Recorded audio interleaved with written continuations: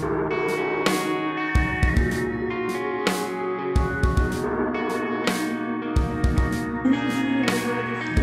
말을 하겠어. 그러다가 비문적으로 가지고 전쟁 나고 조금이라도 제가 열심히 있는 분들은 여기 한 사람이 자기라고 생각하면 조금이라도 문제가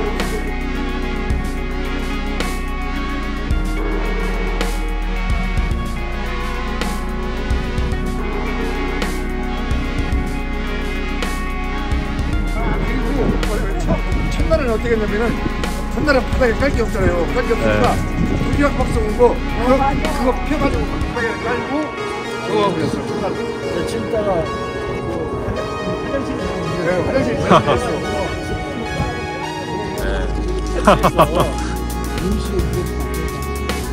변기요? 와. 야. 아.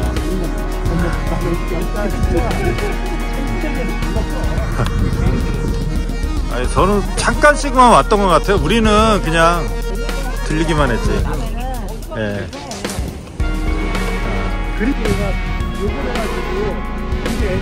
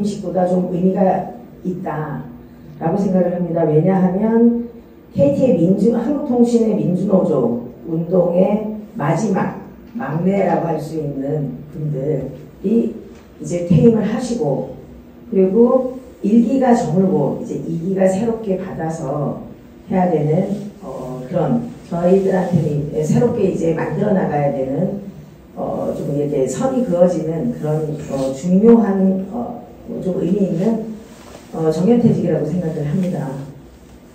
예전에 그 이은중 선배님이랑 전국에 이제 선거하러 돌아다니는데 이은중 선배님이 뭐 그러시는 거예요. 야 미영아, 너 정년퇴직 언제냐? 그러시는 거예요. 그래서 2023년이요. 2030년이요. 그래서 야 나는 그때까지 살았으면 좋겠다 이러셨어요. 그때만 해도 정말 청춘이고 이런 날이 오지 않을 것 같았었는데 이런 날이 오네요. 그래서 저는 저의 청춘 그리고 여기에 앉아 계신 선배님들의 청춘을 내 노래 그리고 어쩌면 여기에서 부르면 이제 마지막이 될 노래로 인사말을 시작하도록 하겠습니다. 한통동제가를 여러분들하고 같이 한번 불러보도록 하겠습니다.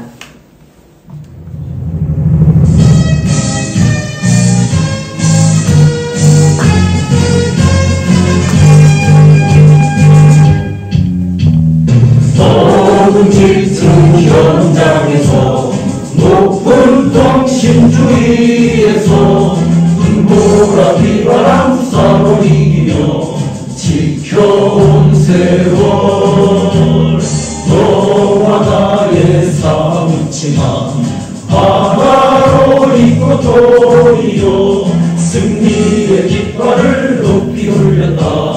한국통신노조여 꿈뛰어 깨지겨나 우리의 자랑 민주로 내 죽어도 잊지 않으리라. 오만 동지의 꿈과 희망은 한 걸음 또 한 걸음 이제부터 시작이다. 내 사랑 한국통신이여 민주노조 물결쳐라. 민주노조 물결쳐라.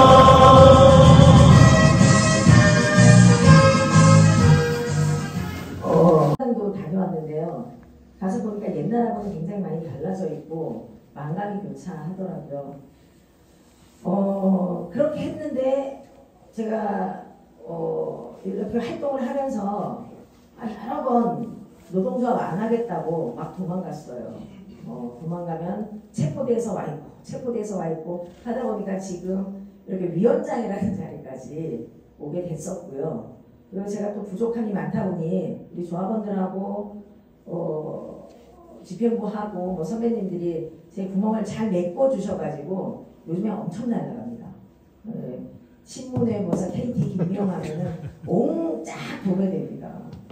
그래갖고 사진을 받거나 너무 투쟁적이다 뭐 그래서 또 컨셉으로 이렇게 바꾸고 그리고 뭐 연락 안 되셨던 분들도 연락 오고 그렇게 엄청 잘 나가요. 근데 사실은 잘 나가는 게 새노조가 그만큼 잘했다. 그리고 새노조가 잘하고 있는 것이다. 라는 반증이라고 생각하고요. 그러니까 경로당이 되어가는 걸 걱정하시지 마시라.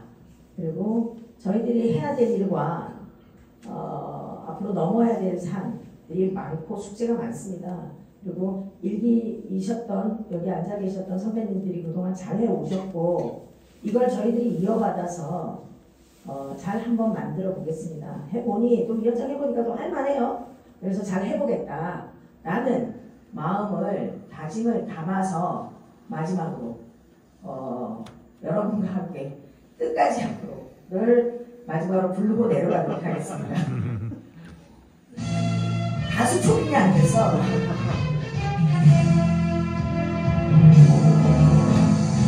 어린 세월을 탓하지 마라. 지나간 청춘이라 욕하지 마라.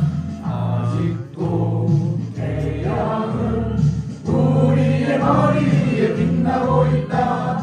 부딪혀 깨어지는 파도와 같이 세상이 부서져서 다시 모여라.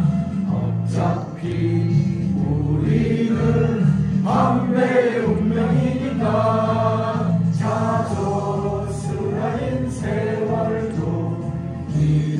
눈칫밥에 나날도 자 또다시 일어나 역사에 발맞추어 하나 둘 셋 앞으로 다시 앞으로 너희 색덩이로 앞으로 불러 그때는 우리가 건설할 세상을 향해 앞으로. 감사합니다. 정말로 존경스럽고 감사드립니다. 고맙습니다. 네. 자, 또 패를 읽겠습니다. 강경호 동지는 1987년 입사한 이래 통신 노동자로서 우리나라 통신산업 발전을 위해 노력하였고 민영화에 맞서 통신의 공공성을 지키고자 헌신하였으며 KT 세노조의 조합원으로서 KT 노동인권 사수를 위해 앞장서서 투쟁하였습니다. 이에 정년 퇴임을 맞이하여 그 뜻을 기리고자 이 패를 드립니다. KT 세노조 조합 박수 보내주십시오. 그 조재일 이하 동문입니다. 이혜간 이하 동문입니다. 자, 전달식이 있습니다. 꽃다발을 하나씩. 네.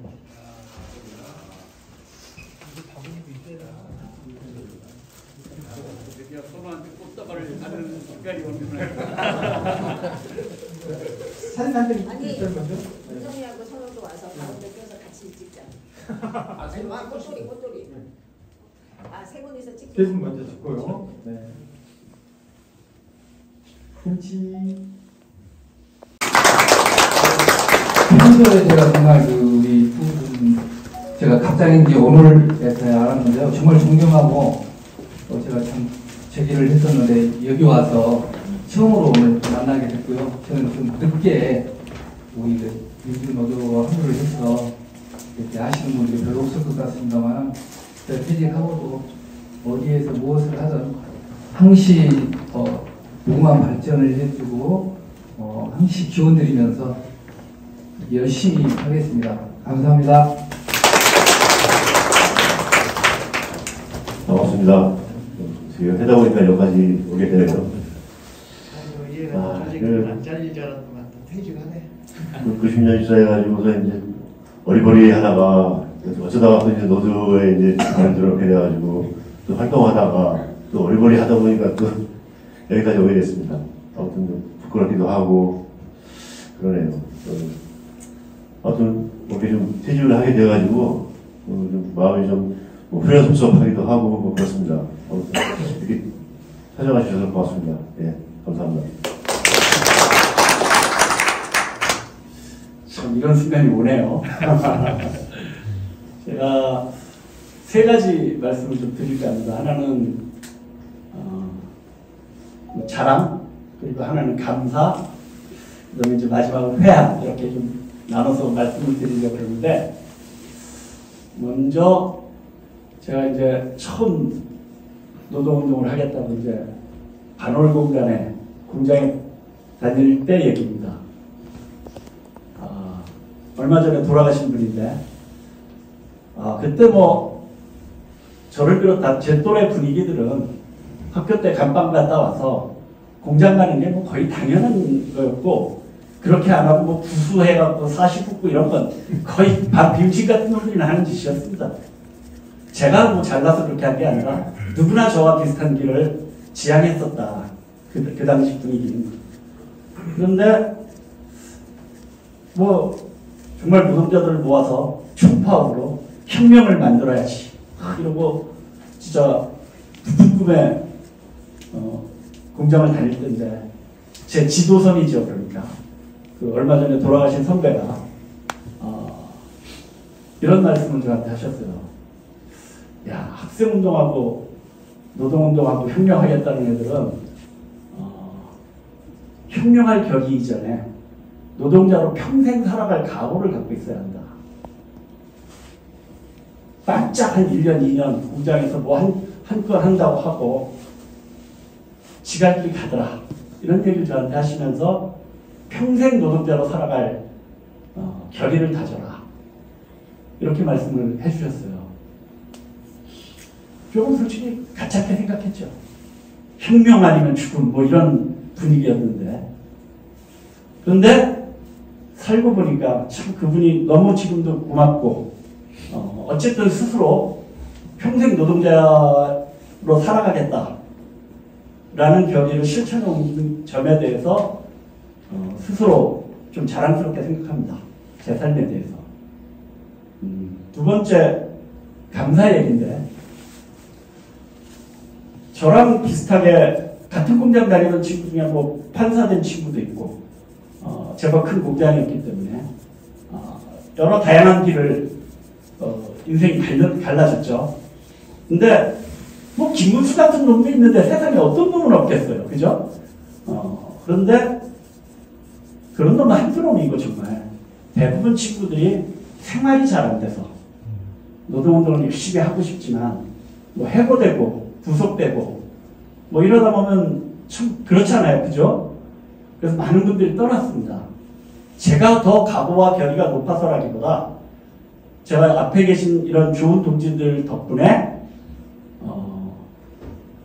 사실 뭐 제가 30년 좀 넘게 다녔다고 하지만 회사 일을 한 게 반이 안 돼요. 대부분 뭐 해고돼 있었습니다. 솔직히 말해갖고.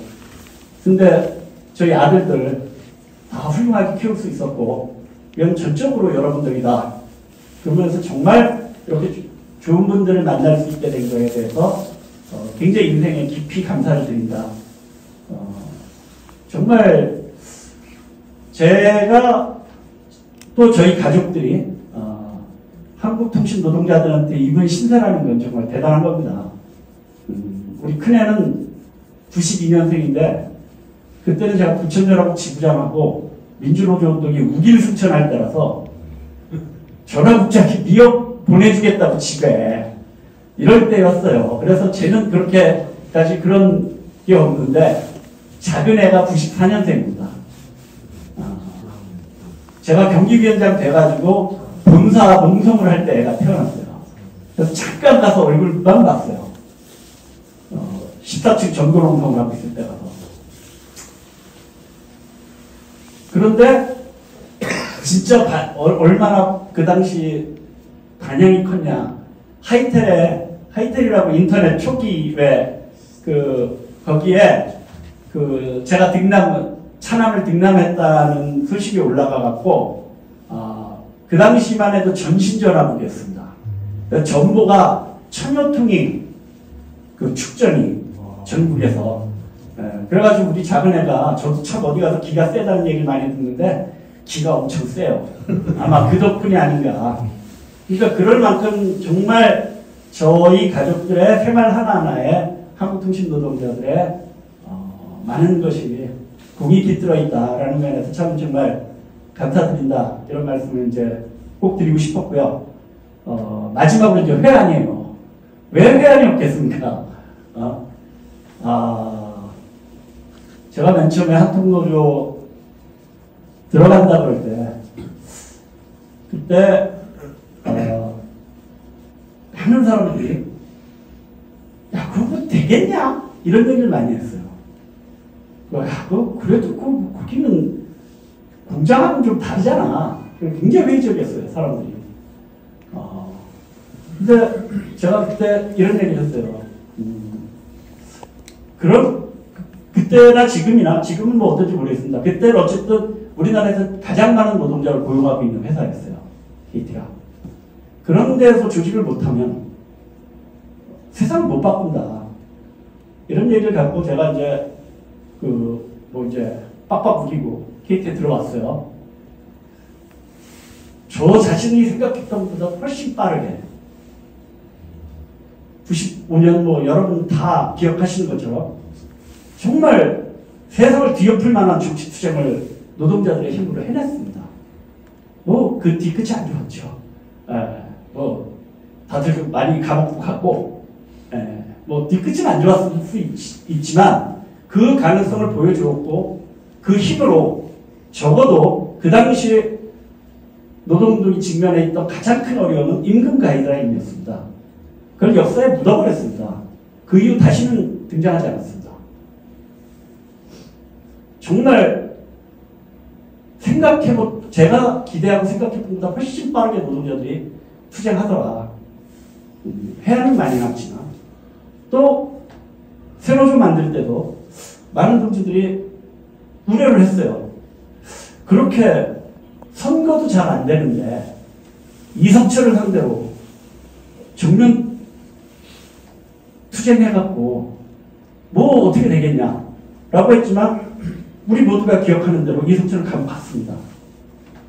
제가 무슨 말씀을 드리고자 하냐 하면 뭐 제가 인생 격언이고 제일 좋아하는 말이기도 한데 언제나 사람은 해결 가능한 문제를 제기한다고 어떤 직면한 문제는 반드시 해결해낼 능력을 그 사람들이 갖고 있습니다. 임금 가이드라인을 한통 노동자들이 정말 제가 한통 입사한다고 할 때 많은 사람들이 야 그게 될 일이냐 라고 얘기했지만 임금 가이드라인을 역사에 묻었고 또 이석채 정말 뭐 다 기억하시잖아요. 공포 경영 정말 무소불위에 그 이석채랑 정면으로 싸워갖고 되겠냐 라고 했지만 다 묻어버렸습니다. 그런 것처럼 저는 몇 명 안 남더라도 후배들이 우리가 직면한 문제에 대해서 정면으로 응시하고 대응한다고 하면 정말 놀라운 성과를 낼 날이 있을 수 있다라는 거에 대해서 좀 자신감을 가져달라. 제가 떠나는 마당에 느끼는 가장 큰 회한은 저 자신한테도 예전 같은 자신감이 없다는 건데 그걸 후배들한테 꼭 당부드리고 싶습니다. 자신 있게 우리를 억누르고 우리를 억압하고 하는 세력에 정면으로 맞설 수 있는 용기 이게 있다면 우리가 직면한 문제를 반드시 해결할 수 있을 것이다 라는 말씀을 드리고 싶고 다시 한번 감사드립니다. 진짜 제가 그리고 우리 가족들이 제가 한국통신에도 많은 일을 한 것 같아요. 그렇지만 너무나 많은 것을 받았기 때문에 은혜를 받았기 때문에 두고두고 살아가면서 갚겠다라는 다짐을 하면서 제 말씀을 마치겠습니다. 고맙습니다.